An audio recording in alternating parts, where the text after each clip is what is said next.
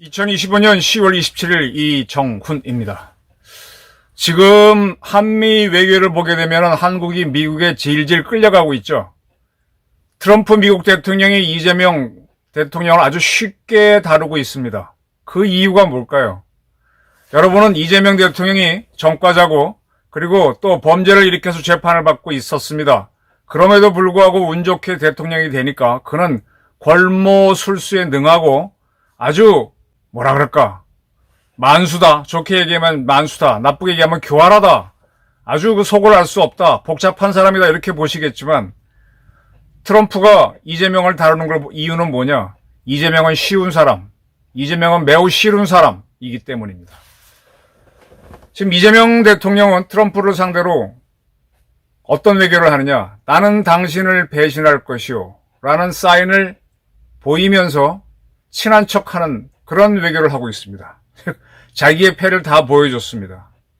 그가 친하고자 하는 사람은 김정은입니다. 그런데 이 패를 다 보여줬기 때문에 그는 김정은한테도 한판 당할 거라고 저는 예측합니다. 이런 쉬운 사람을 어렵게 보는 게 이 방송을 보시는 시청자 여러분, 그 중에서도 보수적인 애국자일 겁니다. 트럼프가 어떻게 외교를 하는가 쭉 지켜보고 있으면 저도 뭐 트럼프를 직접 인터뷰할 수 있는 처지는 아니고 이렇게 숱하게 나오는 기사를 제 경험을 통해서 쭉 분석을 하면서 뭐가 어떻게 되고 있나 이렇게 맞춰보는 겁니다. 자, 오늘 27일 트럼프는 말레이시아에서 일본 도쿄를 방문해서 일본 나루히토 천황을 만났습니다. 근데 일본에서는 이 트럼프의 방일을 대대적으로 환영했어요. 트럼프는 하네다 공항에 내려서 헬기를 타고 롭봉기에 있는 미군 기지 아카사카 프레스센터로 향했고 거기서 다시 자기의 전용차를 타고 일본 천황을 만나러 일본 친구들이 얘기하는 황궁으로 갔습니다. 35분간 이야기했답니다. 두 사람이. 처음에는 일본 천황이 영어로 다시 만나 반갑다. 6년 만에 만나는 거죠. 그 다음에 어쩌고 저쩌고 했다는데 35분간.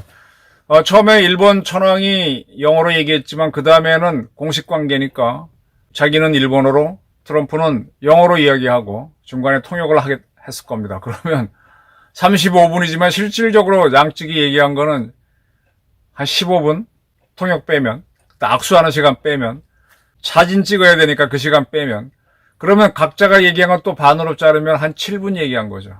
별로 할 얘기가 없는 거예요. 근데 언론에 따르면 뭘 얘기했느냐? 트럼프가 얘기한 거는 일본 천황한테 일본의 천황제에 대해서 간단하게 물었고 그 다음에 일본 천황이 등산 좋아하니까 등산을 좋아하시냐고 물었고 트럼프는 뭐 자기는 자동차 경주를 좋아하는지 자동차 경주에 대한 얘기를 하면서 잠깐 뭐 이거 완전히 딴소리 한 거죠. 그리고 핵심이 뭐였냐? 일본 천황한테 일본 신임 총리, 여성 총리죠. 다카이치 사나에 그 총리와 미일 관계를 더 강화하고자 한다라 그랬습니다. 그리고 다카이치 총리하고는 이 방송이 나가는 28일 만나는데 매우 좋은 회담이 될 것이다. 그렇게 예측했습니다. 요거 빼고 나면은 뭐 핵심적인 이야기는 아무것도 없습니다. 그런데 지금 일본 측은 자기네 GDP 대비 일본 국방비를 3.5%까지 올리겠다. 이제 다른 나라는 5%까지 올리는데 나토하고 한국은 일본은 좀 특이합니다. 일본은 미국을 때리는 적이 있기 때문에 독일은 그래도 국방비를 늘리는데 크게 제약은 없는데 일본은 미국 스스로가 제약을 걸어요. 3.5%까지 올리겠다. 과거 일본이 1% 정도 썼는데 2%만 올라가도 아시아가 벌벌 떨었습니다. 특히 한국은 또 재침략 당하는 거냐 아니냐고 벌벌 떨었는데 이제 그런 건 지나간 것 같아요.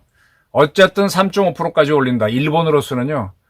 이 아베 노선을 따르는 보수파들은 대환영일 겁니다. 진짜 5% 가고 싶은데 5% 못 가는 거는 아직도 일본에는 좌파성 그 민주 세력이 많기 때문이에요. 일본에서는 전쟁을 일으켰다가 아주 혹독하게 원폭을 맞고 진 이유가 이 군을 너무 강화했기 때문이라는 의식이 있기 때문에 국방비를 늘리는 거를 과거는 우리 한국, 뭐 대만 이런 나라들, 침략을 받았던 나라들이 일본이 국방부 늘리는 걸 반대했지만 사실은 그래서 일본이 못 늘린 게 아니라 미국의 압박과 더불어 일본 스스로가 국방비를 안 늘리려고 했었습니다. 근데 그게 깨져서 이제 3.5%까지 올린다. 네. 그리고 이 일본 신임 총리는 2% 달성 시점은 더 빨리 당기겠다, 2년 당기겠다까지 얘기했습니다. 그리고 지금 미국과 일본 5,500억 달러를 일본이 투자하기로 했는데 여기에서 어디 투자할 것인지 서로가 이제 투자처까지도 합의한답니다. 다 끝났어요. 그리고 이제 일본에 온 미국 상무부 장관은 미국의 전력 인프라, 미국은요, 지금 우리나라는 대한민국은 너무 전기가 좋아요. 전기도 수돗물처럼 멀리 가다 보면 약해집니다. 그죠? 그래서 중간에 이렇게, 우리도 수돗물 멀리 가게 되면 중간에 펌핑을 해줘야 되잖아요. 고지대 사람들 펌핑해. 우리는 수돗물 값을 펌핑 해주는 사람들도 똑같이 받고 그냥 받는 사람도 똑같이 받습니다. 전기도 마찬가지예요. 근데 미국은 전기 경우는 다릅니다. 미국은 저 멀리, 그런 사람들은 전기줄도 길게 깔아줘야 되죠. 그런 사람들은 전기값을 더 많이 내요. 발전소로부터 가까운 곳은 적게 냅니다. 그러다 보니까 미국은요, 우리처럼 전기를 이렇게 펑펑 쓰지 못하고 미국 사람들은 전기 되게 잘 못 씁니다. 전력 인프라가 약해요. 그거를 개선하는데 일본 돈을 쓰겠다. 이렇게 쉽게 합의가 되고 있습니다. 아마 미일 정상회담은 순조롭게 끝날 겁니다. 뭐 큰 문제 없이 끝날 겁니다. 자, 그리고 이제 트럼프가 대한민국 부산에 들어오면 부산에서 시진핑하고 정상회담을 하는데 지금 트럼프의 이야기를 가만히 보면은 미중 협상이 합의에 이를 것이라고 생각한다. 최종 타결에 낙관한다. 앞선 방송에서 말씀드린 것처럼 미국의 이 회담을 준비하는 지금 중국하고 5차례 아주 세게 만났죠. 말레이시아까지. 그래서 거기 여러 가지 아이디어를 올리면 그중에 트럼프가 그걸 들고 시진핑하고 막판에 붙어서 합의를 보겠죠. 근데 이게 뻥이 아닌 게 중국 신화통신도 각자의 우려를, 미국과 중국이 서로 생각이 다르고 그렇게 되면 저쪽에서 이렇게 하면 우리는 망한다. 이런 걱정이 있는 건들, 그런 걱정을 해결돼야 타결이 되잖아요. 우려를 해결하는 계획에 관한 기본적 합의를 이뤘다라고 그랬습니다. 그러면 미중 간의 갈등 때문에 지금은 상호관세를 올리고 어쩌고 저쩌고 했는데 이게 거의 다 해결돼 가고 있다는 거예요. 그러면서 트럼프는 내년 초 내가 중국을 방문하고 그 이후에 시진핑이 워싱턴이나 판비치 또는 다른 장소에 오는 것에 거의 동의했다. 이제 지금 트럼프가 굉장히 발빠르게 하면서 상호관세 문제를 중국 때문에 이렇게 했는데 중국과 합의가 돼간다라는 겁니다. 그 다음에 지금 러시아가 우크라이나를 침공했는데 거기에 대해서 트럼프가 어떻게 정리를 하겠다고 계속 의지를 밝혔죠. 그러면서 지난번에 푸틴을 알래스카로 불러서 막 몰아붙였던 것 같아요. 뭐 그 이후에 러시아 보도에 따르면은 대륙간 순항 미사일, 크루즈 미사일인데 이게 10,000km쯤 날아가는 거죠. 어마하게 멀리 날아가는 순항 미사일을 왜 대륙간으로 만드는지 이해가 안 되지만 중요한 시험을 했다라고 보도가 나오니까 트럼프는 아주 쉽게 얘기했어요. 러시아는 러시아 해안에 전 세계에서 가장 위대한 미국 잠수함이 있다는 걸 잘 알고 있다. 나는 별로 러시아가 뭔 짓을 하든 걱정하지 않는다. 이게 무슨 얘기인가 하면 러시아하고의 문제도 거의 다 해결했다는 얘기예요. 그리고 러시아가 뻘짓을 해도 자신이 있다는 겁니다. 꼭 이걸 지난번에 헤그세스가 아주 미군 장성들을 불러놓고 전쟁할 수 있는 군인 어떠한 경우에도 바로 붙을 수 있도록 준비하라고 요구했습니다. 그러니까 중국이 수틀리면은 중국하고 붙고 러시아랑 붙고 다 붙겠다는 거예요. 뭐. 그러니까 자신 있다. 러시아도 자신 있고 중국도 자신 있고 일본은 아주 뭐 다 끝났고 뭐 EU하고도 다 타결이 잘 됐다. 그리고 아주 흥미로운 행동을 했어요. 지금 아르헨티나의 현재 대통령은 보수파입니다.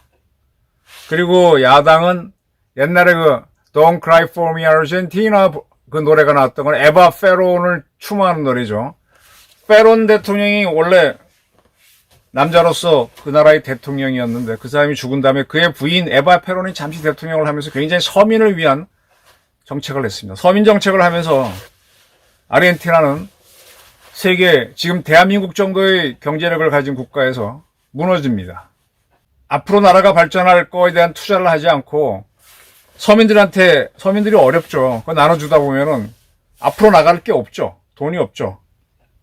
그러면 서민들 그걸 받아가지고 더 발전을 하면 좋은데 이상하게 발전이 안 돼요. 안 되더라고요. 공산주의자들도 그 인민들한테 지원한다는데 인민한테 지원하는지 안 하는지 모르지만 한다고 하는데 나눠주는 순간, 부자를 털어 나눠주는 순간 그냥 가난한 평등 국가가 되거나 가난한 평등 엔드 독재 국가가 돼버려요. 이 부유한 나라는, 자유로운 나라는 쉽게 이루는 게 아닙니다. 복잡한 시스템입니다. 그런 이제 페로니즘을 따르는 사람이 야당인데 그 대통령의 이름이 좀 특이해요. 밀레이입니다. 밀레이가 지금 중간 선거를 치렀는데 선거 직전에 트럼프는 계속 밀레이를 지원한다. 밀레이가 좌파를 정리해라 뭐 그런 거 하다가 이번에 그가 이기면은 아르헨티나하고 200억 달러 통화 스와프를 체결하고 그걸 해주겠다 그랬는데 단 조건이 밀레이가 이기면 등등 몇 가지 지원을 선하게 했는데 진짜로 이겨버렸어요. 40대 31, 40대 31입니다. 46.68대 31.69. 상당히 압승을 했어요. 사실 굉장히 아르헨티나가 어려웠습니다. 그래서 아르헨티나는 자기네 통화인 페소화의 가치를 한 50% 평가절하하면서 그러다 보니까 외환 보유액이 또 바닥났고 또 이 밀레이 대통령 여동생이 또 문제를 저질렀는데 어쨌든 이걸 개선하려고 애썼는데 그러다 보니까 이제 비판이 많았죠. 근데 트럼프가 이렇게 당신이 밀레이 세력이 이기면 이런 지원을 해주겠다고 하니까 이겨버렸습니다. 이거는 자, 제가 누차 얘기하면서 국제정치에서는 국제정치를 움직이는 세력이 있고 딸려가는 세력이 있습니다. 국제정치를 움직이는 나라는 슈퍼파워. 그걸 헤게모니를 가진 패권국이라 그러죠. 패권국이 있으면은 거기에 맞서는 뭐라 그럴까? 2등 국가가 있어요. 2등 국가도 따라갈 수 있는데 대개는 2등 국가가 맞서고 3등부터는 이제 패권국을 따르고 패권국에 끼지 못하는 4등, 5등, 6등, 7등 중에 이제 2등 국가를 따르는 그런 식으로 되게 되죠. 냉전 때도 미국이 패권이었어요. 냉전 때도 2차 대전 때 미국이 소련한테 무기를 대여해줬기 때문에 소련이 러시아한테 깨지지 않고 전세를 역전시킬 수 있었던 겁니다. 그때도 소련은 미국한테 밀렸고 2차 대전이 끝나고 난 다음에도 소련은 계속 미국을 따라갔죠. 미국을 앞서지 못했어요. 그러한 미국의 2등 국가가 맞서니까 3등 국가라고 할 수 있는 영국, 프랑스 이게 다 미국 라인에 서고 거기에 끼지 못한 그때는 또 이념이 있으신 공산국가들은 이쪽에 섰죠. 뭐 중국이 처음에 섰다가 이제 빠져나오고 그런 모양입니다. 그러니까 계속 2등 국가는 밀리는 거예요. 2등 국가가 1등 국가를 이기는 게 이게 역사에서 참 드문 경우입니다. 그때 이제 세력 전이가 일어나면서 세계가 급변하는데 이런 급변은 아마 한 몇백 년에 한 번이니까 우리 생전에는 그거 경험하기가 어렵습니다. 그러니까 안 되는 거. 그런 슈퍼파워인 패권 국가가 나는 이렇게 하겠다고 딱 가면은 그걸 안 따라가는 나라가 2등부터 이제 2등 똘마니 국가들이잖아요. 그럼 이런 나라들은 애를 먹는 거고 따라가는 나라들은 덕을 보는 거예요. 무슨 얘기인지 아시겠어요? 제가 서민들은 왜 어려운가를 설명하는 것도 같은 방식인데 대한민국이 있을 때 여기에 5천만이 있어도 해외에 나가서 몇백억 달러 돈을 벌어올 수 있는 사람은 그렇게 많지 않습니다. 서울대학교 나와도 안 되고 IQ가 200이라도 안 됩니다. 그거는 참 복잡해요. 뭐 정주영, 이병철, 뭐 박정희, 이승만, 전두환 이 정도 되는 사람들이 해내는 거고 이명박 이 정도 아무나 그게 하는 게 아니에요. 그런 사람들이 독특하게 리더십이 있고 흡인력이 있어서 제재다사를 끌어모아서 그 사람들의 재능을 뽑아갖고 뭘 만들어가지고 돈을 버는 겁니다. 저희 같은 사람들은 거기 가서 그냥 내 품팔이 하는 거지. 뭐 영어 좀 잘하면 영어 하거나 계산 잘하거나 그 정도밖에 못 하는 거지. 사람 끌어모아서 하는 능력은 아무나 하는 게 아닙니다. 여러분들도 뭐 여러 사람 모이면은 연장자가 대장인 노릇하지만 진짜 대장은 쫙쫙 끄는 사람이 있죠. 그런 사람은 쉽게 보지 못합니다. 이제 그런 사람들이 대한민국 경제를 끌어가는 겁니다. 그 다음에 조금 착한 사람들은 그냥 거기에 참여해서 가는 2등, 3등, 4등, 뭐 그 수준은 아니고 5등, 7등, 8등 저 밑이지만. 그리고 저 밑에는 서민들인데 서민들은 이제 거기에서는 막 한국 경제를 이끌거나 세계 질서를 바꾸거나 그건 나올 수가 없죠. 그래서 그분들은 거기서 이 사람들이 만드는 그 과실을 좀 같이 누리는 겁니다. 그러니까 늘 따라가는 존재가 되는 거죠. 공산주의나 좌파가 생기면 처음에 많이 떨어지지만 떨어져 봐야 결국은 그겁니다. 여기에서 드물게 개천에 용나듯이 아주 올라오는 사람이 있죠. 그게 대표적으로 정주영 회장 아닙니까? 그리고 박정희 같이 선산 그 산골 거기서 나온 사람이 대통령이 되고 전두환도 아주 그 합천인가요? 총구석에서 대통령이 되고 그런 사람들이 드물 그게 이제 자유주의를 허용해 주니까 그게 가능한 거예요. 그러나 보편적인 서민들은 이 사람들이 권력을 쥐면 세상을 낫게 만들 것 같지만 만들 능력이 딸립니다. 그래서 그게 잘 안 되는 겁니다. 간단하게 설명을 드렸는데 그렇습니다. 국제 질서를 정하는 건 미국이다. 이거를 국제 정치를 할 때 딱 이해를 하면 되는데 자 한반도에서 남북이 분단돼 있고 불편합니다. 그럼 이거를 바꿀 수 있는 건 누구냐? 미국이 바꿀 수 있어요. 미국도 물론 쉽지는 않아요. 2등 국가인 지금 2등 국가인 중국과 어떤 식으로 싸우든 뭐든 타협을 해야 되니까. 그리고 대한민국은 이제 G10에 들어온 나라야. G8까지 왔다고 해도 좋아요. 그런데 그런 나라가 세계 질서를 바꿀 수 있냐? 못합니다. 2등도 못하고 1등도 어려운 거를 내가 어떻게 바꿔. 근데 지금 이재명 대통령은 우리가 한반도 문제의 주인이 돼야 된다. 주인이 된다는 의식을 가졌으면은 이게 좌파들의 생각인 것 같은데 그러려면은 김영삼 때 북한이 핵을 가졌을 때 핵 문제를 미국하고 협상하지 마. 나랑 해야 돼 하고 북한의 핵을 박살내는 쪽으로 갔었어요. 근데 그때는 피했어. 김대중 대통령도 핵은 미국과 협상하고 피하고 노무현도 피하고 나머지 쉬운 문제만 가지고 남북이 어떻게 해보겠다? 안 되는 겁니다. 가장 중요한 문제 시험을 친다면은 당락을 결정 있는 문제는 안 풀고 나머지 문제 풀어갖고 잘해갖고 뭐가 됩니까? 당락은 결정되는 건데 저쪽에서. 그러니까 지금 세계 질서를 옮길 만한 힘도 없어요. 경제력이 과거보다는 많이 그것도 좌파 정권 때문이 아니라 우파 대통령 때문에 올라왔는데 그걸 가지고 내가 한반도의 주인 행사를 하겠다. 한반도 운전원자로 오늘 이야기했죠. 문재인 정권 때.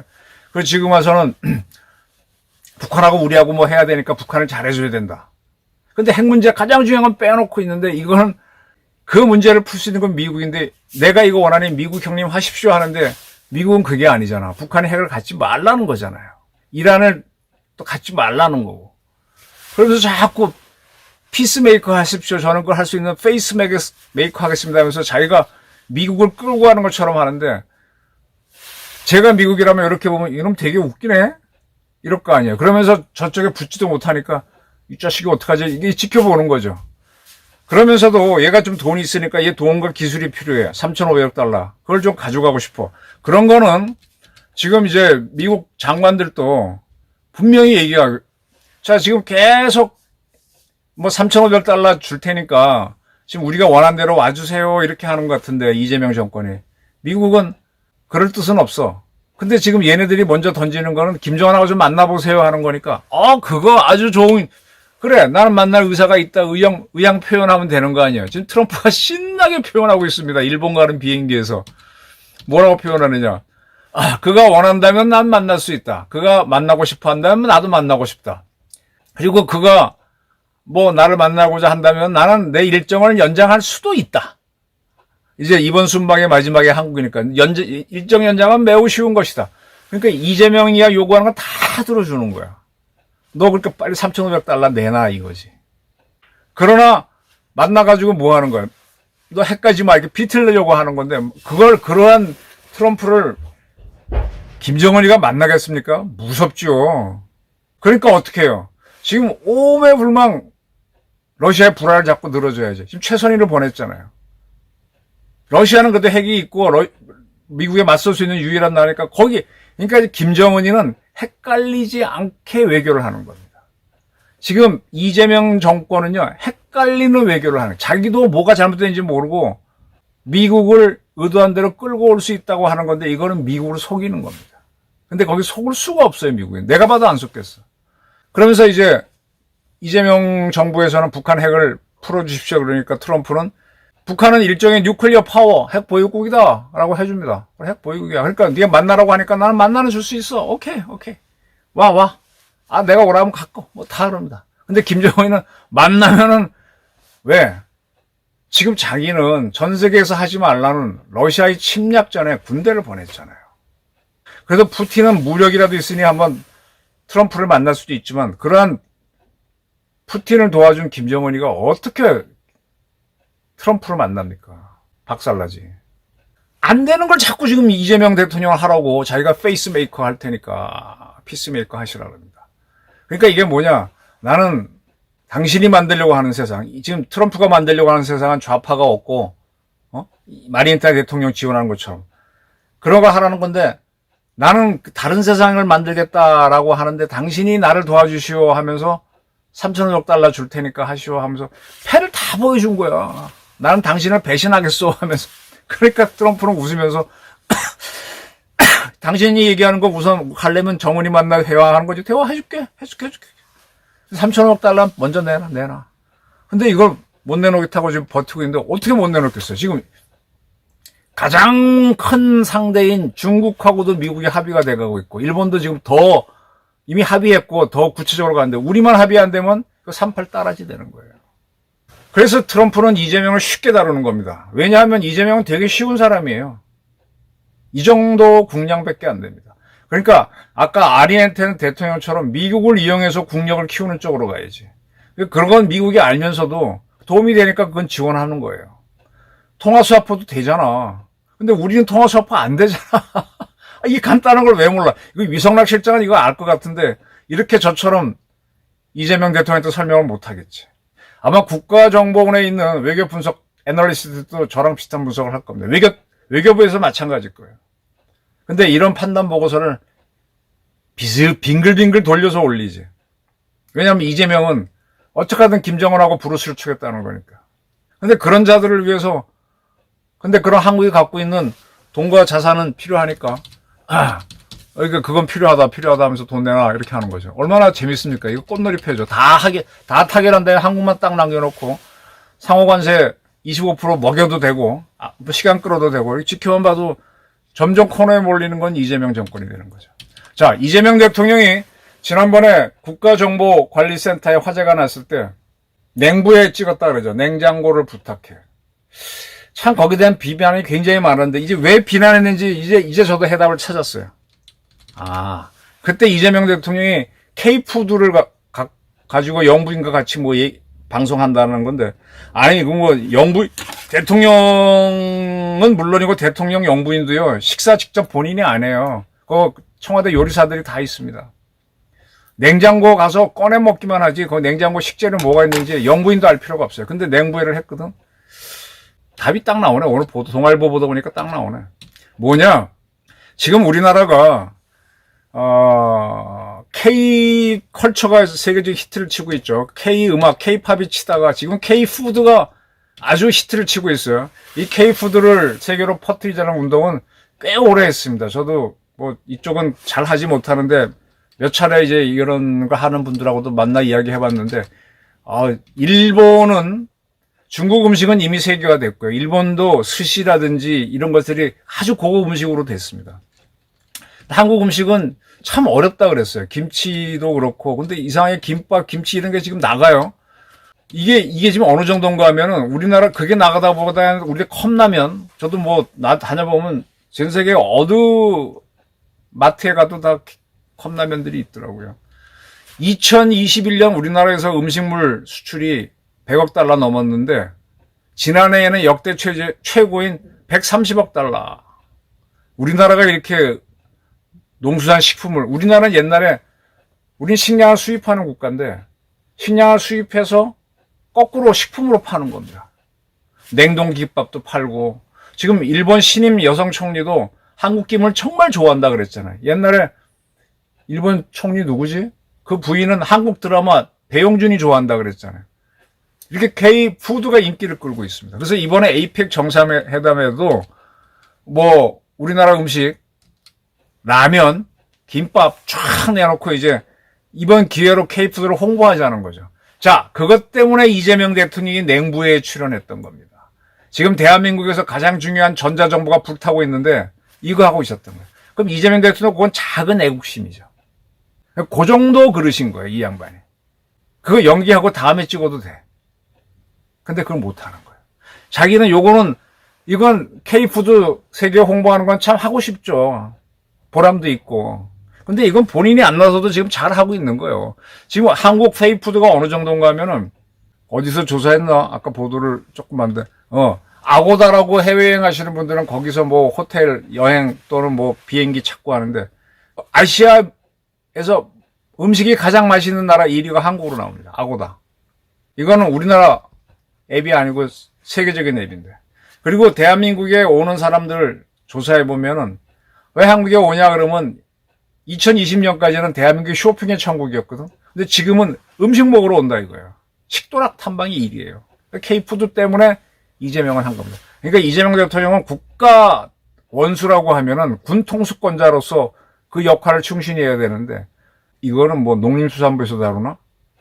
문화관광부가 다루나? 그 정도 일을 하고 있는 사람이에요. 그러니까 그릇이 작은 거죠. 이거는 본인이 안 나서고 총리가 해도 돼요. 총리가 나와도 장관이 나와도 그날 충분히 화제가 됩니다. 이렇게 자기 생색내는 거는 대통령이 끼고 그 다음에 정작 자기가 원하는 거는 김정은하고 춤추는 걸 미국이 박수 쳐달라는 건데 되지도 않는 걸 추진하는데 이거는 자기가 추진 못하고 위성락 실장 보내고 뭐 보내고 이렇게 하고 있습니다. 그러니까 이 사람은 되게 쉬운 사람, 수가 보이는 거죠. 근데 이렇게 하면 할수록 지금 정은희는 이재명 대통령을 만나면요, 뭘 빼먹을 게 있으면 만나려고 하겠지만 아마 저는 피할 거라고 봅니다. 근데 만난다면은 뭔가 빼먹는 거예요. 그러니까 뭐냐, 김정은도 이재명을 이용합니다. 배신을 하겠다는 패를 다 보여주면서 트럼프에 보고 어떻게 하라는 이재명. 그는 김정은한테도 세게 당할 수 있다는 걸 저는 전망합니다. 감사합니다.